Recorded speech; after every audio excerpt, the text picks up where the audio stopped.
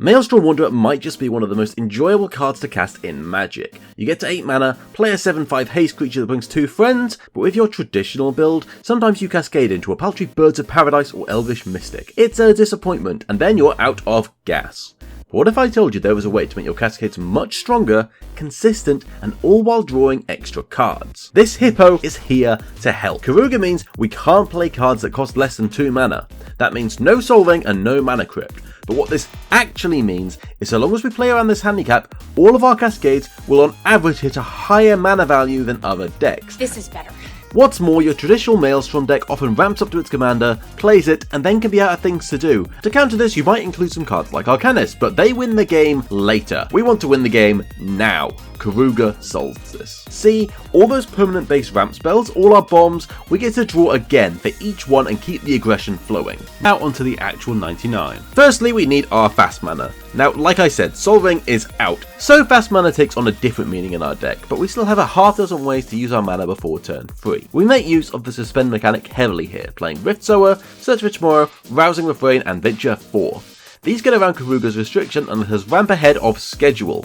Kellan's Adventure can be cast for 2 mana while leaving a 4-drop for later. We can also play Kulvori, God of Kinship. With Keruga and Maelstrom, we already have all we need for its front face to be a 6/6, but on turn 2 we can cast its back half, the Ringheart Crest, for some additional sneaky ramp. And a lot of our creatures are legendary in this build anyway. We also look at our lands to help us catch up. Both Temple of the False Gods and Castle Garenbrig let us get 2 mana for the price of 1 on time to cast our commander. And to round out this section are 2 pieces of actual fast mana. Both Ancient Tomb and Gemstone Mine are irreplaceable if you can afford them, as they let you cast your actual ramp spells on turn 2 and get the game plan going. As for ramp, we play a lot, and we need to make it count. We play a whopping 31 ramp spells and will aggressively mulligan for 1 or ideally 2 ramp spells in any opening hand. I've happily mulliganed to 4 a few times, so don't be afraid to reap those rewards. Thanks to Keruga, we really don't need anything but ramp in our opening hand, and anything else is a bonus. All of our ramp spells have 2 or more mana in time for Maelstrom Wanderer or provide some other utility. There are some commonly seen cards from EDH's past and present such as Worn Power Stone and Coalition Relic, but also some cards I've never seen anyone else cast such as Growth Spasm. All that matters is doing everything we can to aim for that turn 5. With cards like City of Death able to produce 3 mana in time if we need it, and while Glittering Stompile ramps for just 1, it can produce multi-mana if we really need it later. The pair of Tempt and Purr's Whim can fetch any land, which will mostly be a 2-more temple, but can grab a utility land we'll discuss later if your mana is sorted. As for creatures, they are the type most accidentally interacted with in Commander, so I'm only playing the 3 most busted creature ramp spells in this deck. Gwenna, Eyes of Gaia will untap immediately on casting Wanderer, and if we cascade into something else big, we can float 2 mana and untap her again. Somberwald Sage gets a place because 3 is massive, and Sylvala only ramps for 1 on curve, but if we have Wanderer out, the 7 is quite ludicrous. Make sure you leave a green up when you cascade if you have a spare mana. However, we can still resolve a turn 5 Wanderer through interaction with a reasonable hand, as cards like Overgrowth effectively only cost 1 mana if they target an untapped land, giving you 2 more mana back immediately. But 31 is, well, a lot of ramp, and that would heavily dilute our cascade power. So out of these 31 cards, only 19 cards exclusively ramp. See, cascading into ramp does allow us to cast Maelstrom again if they easily die, but also makes our turn 5 a lot less powerful, so we want cards that can do both. Cards like Beanstalk Giant can ramp early, but when you cascade, you can get a big creature. Arix Methes, Goreclaws, and Cavalier all ramp hard while providing a powerful body, and Emoti is one of the best cards in the deck, as they will always hit a ramp spell and then make Wanderer all the more powerful. Inga only ramps for 1 on paper, but the Vigilance is actually super useful to let us attack and leave up blockers, or we can attack with all our creatures and cast, say, a Keruga in main phase 2 with all her mana. And thanks to most of our 3 mana ramp making 2 or more mana, we can take a liberal interpretation of ramp spell, including 6 drops. Somebody probably has a ramp artifact for Saheeli's Artistry, often yourself. Sakashima and Carnosaur are fairly likely to hit mana, as most of their hits are ramp spells, but they can still attack. All of these cards provide a similar flexibility in their ability to ramp versus allowing pressure when cascaded. And finally, the best cards, the real juicy cascade targets. But the real fun part is you can kinda just play what you like. If there's a big creature printed in Magic, you can play it as it fits your budget and playstyle. Take Tyrant of Discord. It's a pet card that sometimes solves problems, mostly doesn't, but it often makes a memorable moment. Few decks can justify it, but here it fits right in. As for what I have found actually works best, there's 2 categories. The first is turning 1 spell into many. Since we only get 2 cascades and 1 could be a dud ramp spell, we want to make them count. The cream of the crop here is Genesis Ultimatum, which is simply devastating, giving you 5 free cards, but others include Genesis Storm, Sylvala Stampede, both Vitalis, Annoyed Altasaur, Creative Technique, and the Great Whale. These are obvious, but cards like Ilhard, Kara, Ambassador, and Woodworm don't straight up cast extra spells, but an attack gives you as much value as doing so, or more. Ambassador is another pet card and makes you realise just how little people know about their own decks, which is a fun guessing game.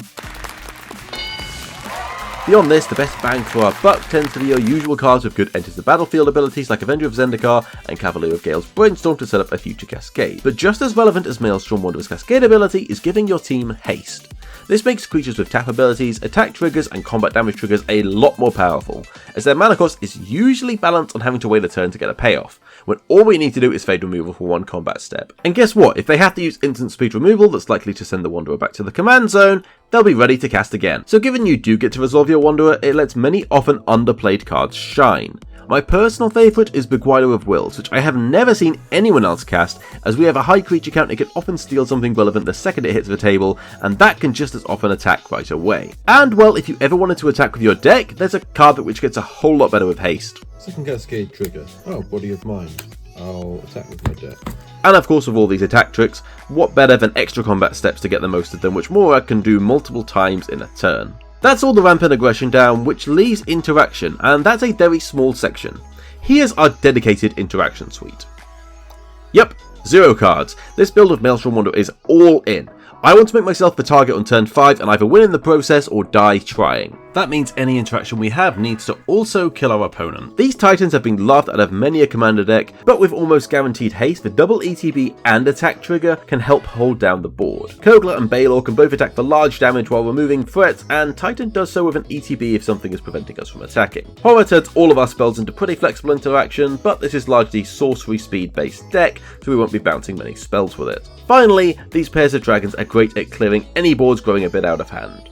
Normally you want your interaction to be cheap, but cascading into say a lightning bolt is a terrible feel bad, so our deck can afford that. It's go big or go home. The only way to get around this is to go extra big. I used to play Blasphemous Act as it's often 1 mana and can't be cascaded into. I probably still should, but it makes your cascades ever so slightly more likely to hit ramp, and I didn't build this deck to do that. Last up is the mana base. While we would love to have some fast mana to speed through turns 1 and 2, we won't always, which makes tap lands a little more playable in this deck. These 2 hideaway lands are easy to activate, and thanks to our threat density we are likely to have something fearsome underneath.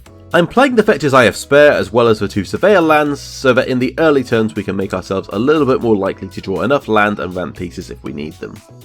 Our last utility land is Sanctum of Eternity, as this can bounce our Wanderer, making it very hard to run out of gas. Oh, and as I was editing, I remembered I play Otawara, and I should play Boseiju, but my copy's in my Pioneer deck. Otawara is actually great as it's often 1 mana in this deck, so it's probably the best interaction piece we have. The rest of our mana base beyond the aforementioned fast mana is just a reasonable spread to try and make a 3-colour mana base work. And finally, what's missing from the deck? Most Wanderer decks play Pathbreaker Ibex, and you probably should, but I don't enjoy the card. The same goes for extra turns. Time Warp, Nexus of Fate, and its like are incredibly strong in this deck.